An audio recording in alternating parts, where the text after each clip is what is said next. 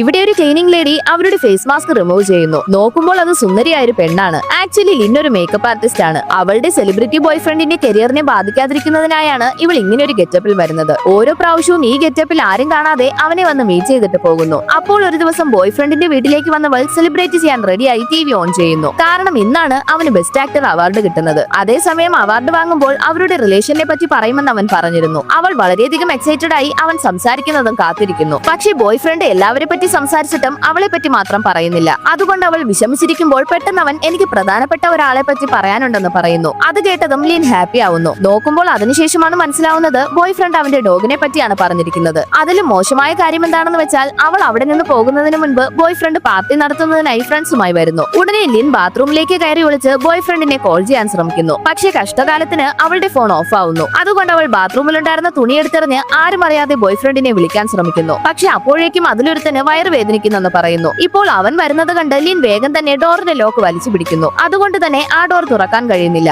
അവിടെ ഉണ്ടായിരുന്ന ഓരോരുത്തരും അത് തുറക്കാൻ ശ്രമിക്കുന്നു. അതേസമയം അവളുടെ ബോയ് ഫ്രണ്ട് അത് കണ്ട് അവരെ സഹായിക്കാൻ വരുന്നു. പെട്ടെന്ന് ക്ലീനിങ് ലേഡിയുടെ മാസ്ക് കണ്ട് ലിൻ ഒരു കൈ കൊണ്ട് ലോക്ക് പിടിച്ച് മറ്റൊരു കൈ കൊണ്ട് അത് എടുക്കാൻ ശ്രമിക്കുന്നു. പക്ഷെ അതിനുള്ളിൽ അവളുടെ ബോയ് ഫ്രണ്ട് ഡോർ വലിച്ചു തുറന്നതും അത് ഓപ്പൺ ആവുന്നു. അവസാനം അവൾ ആ മാസ്കുമായി പിടിക്കപ്പെടുന്നു.